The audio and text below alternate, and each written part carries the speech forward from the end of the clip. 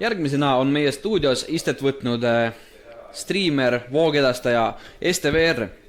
Stever, räägi, sinu aasta tippsündmuseks oli kindlasti siis toimunud Subaton, suuresti muidugi tänu sellele, et ka mina ise seal kohal käisin.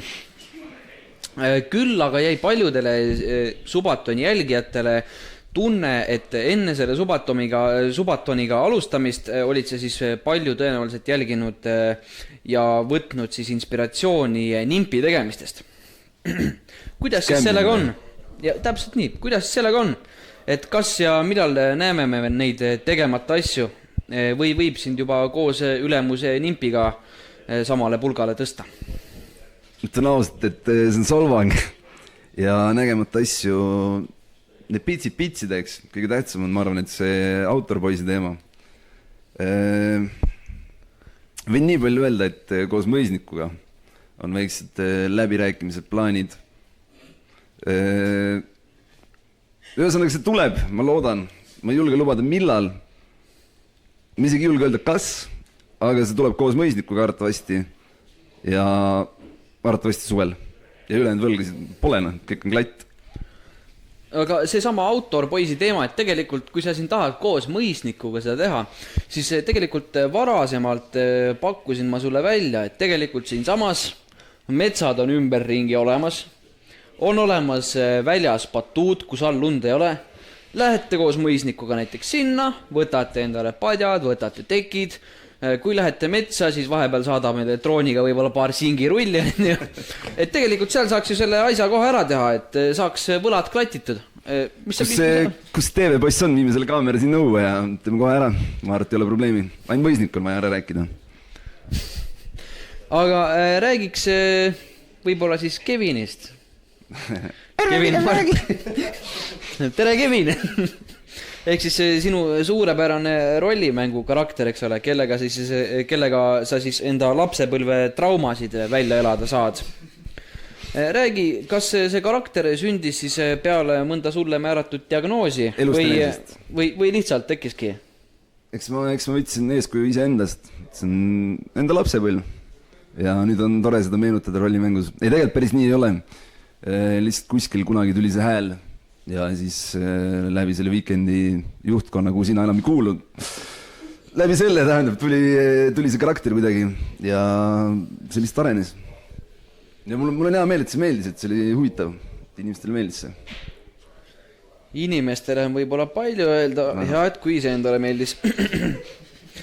Seekordsel galal oled sa siis nomineeritud parima rollimängustriimija, IRL striimeri, tõusva tähe ja aasta striimeri kategoorias. Aga mida sulle endale enim meeldib striimida ja millistes kategooriatesse siis see aasta võidu koju tood? Ma ütlen ausalt, see kõik oleneb tujudest. Kui mul on kodus iga, ma tahan mängida, mängin ka oma RP-d, siis ma panen striimi tööle, see on tore. Kui ma lähen peole koos sinuga, siis ma rohkem sõpru ei ole, siis see on ka tore. See kõik oleneb, selles mõttes, et ei ole ühte kindlat asja, mida meil rohkem teha. Ja koju ma ütlen ausalt, ma südamest loodan mitte ühtegi, sest et tundub veider. Ma arvan, et ükski kategooria, kus ma olen, ma arvan, et seal on paremad inimesed, kes peaksid võitma. Kindlasti olen sinuga nõus. Su vaatajad teavad sind kindlasti kui vilunud kasiinomängurit, võiks isegi öelda, et oled kasiinofanatt. Rahvakeeli öeldes siis muidugi lihtsalt sõltlane. Aga kuidas siis on? Kas näeme varsti Steverit Toyota asemel siis Lamborghini roolis või on tegemist siis puhta sellise contendiga ja tegelikult seal Toyota pagasnikus on igaks juhuks nöör juba valmis ostetud? Ma ei ole sõltlane ja ma enam ei mängi, ma panin isegi endale keelu 3 aastaks ja ma täna mängisin tegelikult ja ma võitsin 100 euri. Ehk siis selle eest mingit ilusat PEM-i osta, ma ei ole kodir, eks ole, ma ei skämmi rahadega ja ma ei ole sõltlane, ma olen harrastaja, mulle lihtsalt meeldib katsetada enda õnne ja ma ütlen ausalt, ma unustasin ära, mis see küsimus oli.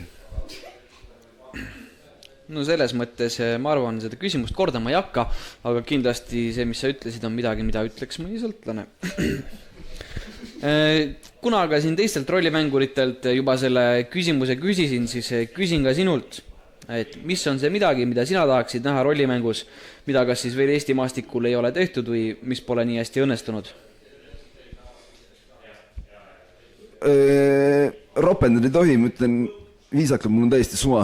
Ma väga ei huvita, ma arvan, et praegu on niisugune perfektne, et mängid nii palju kui viitsid, midagi niisugust uut või midagi, mida sooviks, niisugust asja ei ole, ma arvan. Et kõik, mida tahta, on olemas. Mängida saab, contenti on, ma arvan, kõik on hästi. Pigem ootaks seda GTA 6 ja selle rollimängu, see on nagu ainuke asi, mida oodata, ma arvan, hetkel.